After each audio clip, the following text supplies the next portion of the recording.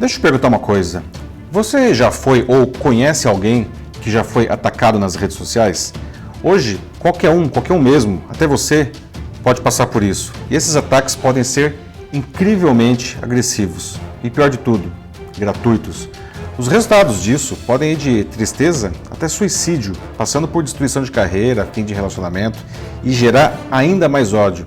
E aí, cria-se um terrível e perigosíssimo círculo vicioso. Mas afinal de contas, por que isso tudo está acontecendo? E o que a gente pode fazer para tentar, pelo menos, diminuir isso tudo? Eu sou Paulo Silvestre, consultor de mídia, cultura e transformação digital, e essa é mais uma pílula de cultura digital para começarmos bem a semana, disponível em vídeo e em podcast. Quando ficamos muito expostos a tanto ódio, a gente começa a ficar insensível, até achar que isso, de certa forma, é natural e, pior, justificável. Isso é muito, muito perigoso, porque muitas pessoas começam a usar isso como uma ferramenta em seu cotidiano para atingir seus objetivos ou defender os seus pontos de vista. É preciso que fique claro que não se trata de uma teoria sociológica isso tudo, tá? Isso é algo que a gente vê todos os dias em nossas redes sociais, no trabalho, no grupo de amigos, na família.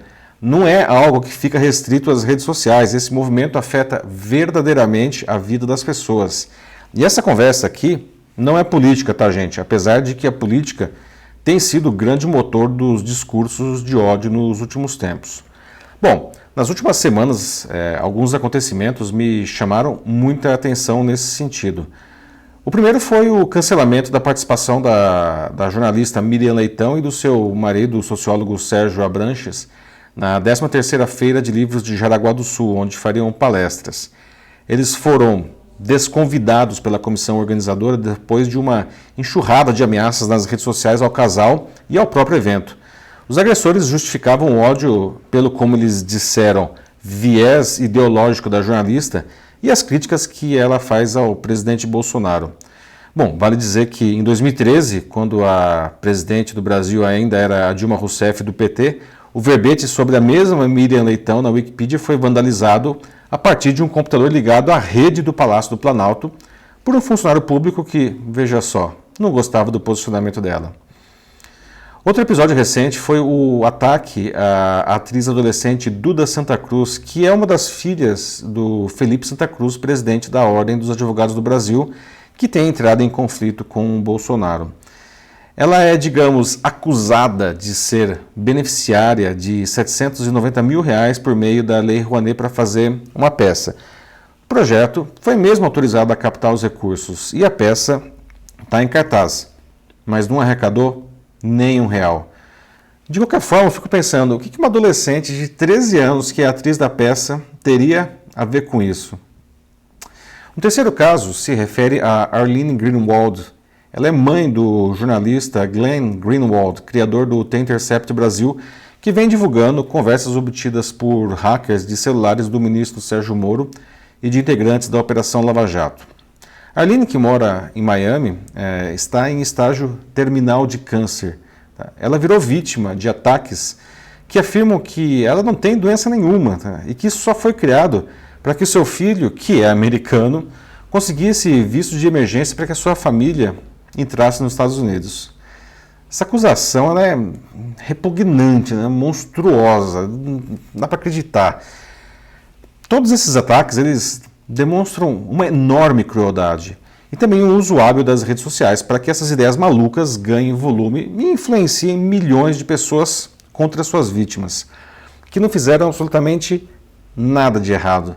Nos casos da Duda e da Arlene, inclusive, elas foram atacadas para ferir pessoas próximas a ela e assim também viraram vítimas.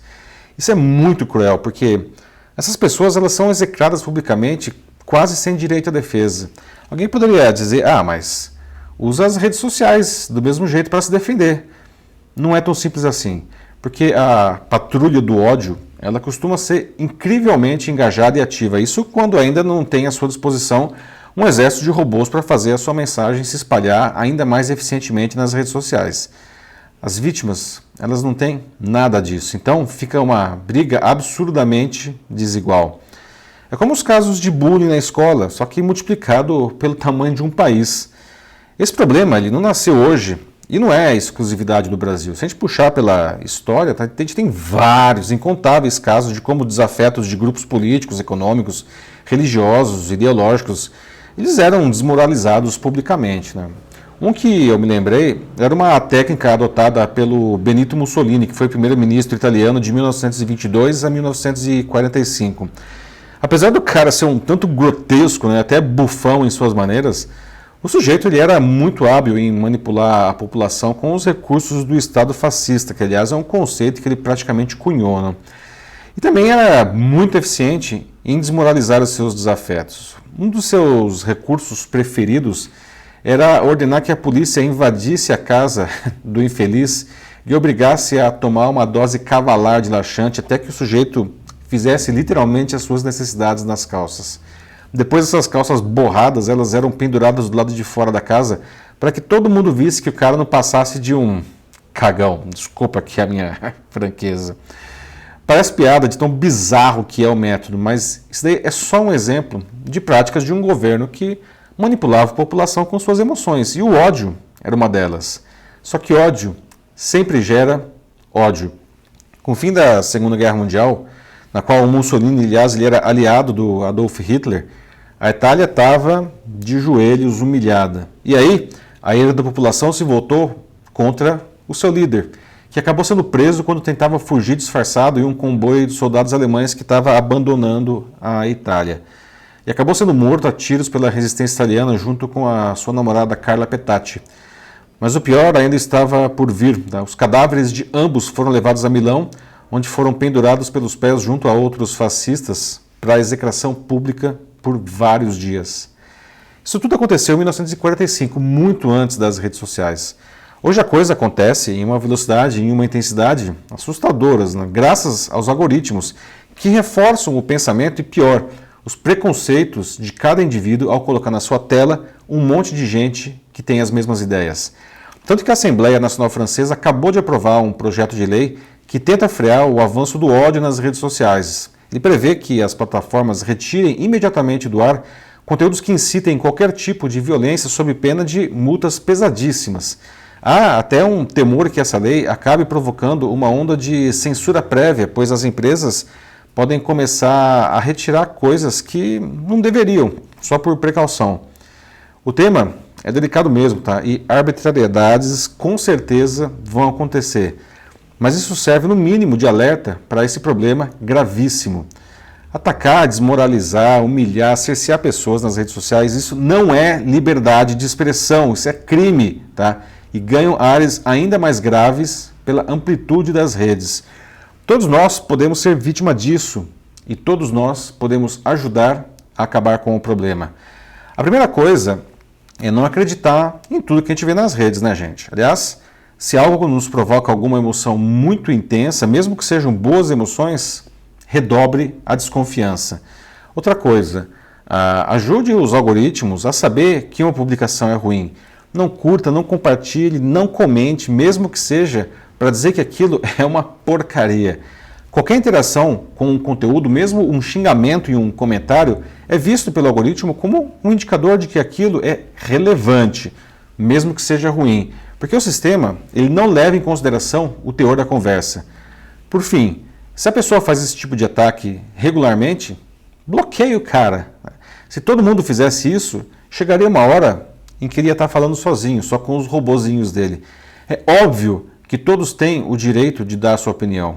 A democracia, aliás, ela só cresce com a contraposição de ideias diferentes e até conflitantes. Nós crescemos assim. Desde que esse embate, evidentemente, de ideias seja construtivo e respeitoso. Liberdade de expressão não é liberdade para cometer esses crimes. A nossa sociedade ela está se dissolvendo diante dos nossos olhos, pessoal. A gente precisa se posicionar. É isso aí, meus amigos. Então, vamos debater sobre como usar os meios digitais de uma maneira construtiva e criativa para atingir o seu público aí da sua empresa, da sua instituição. É só mandar uma mensagem aqui para mim. Eu sou Paulo Silvestre, consultor de mídia, cultura e transformação digital. Um fraternal abraço. Tchau.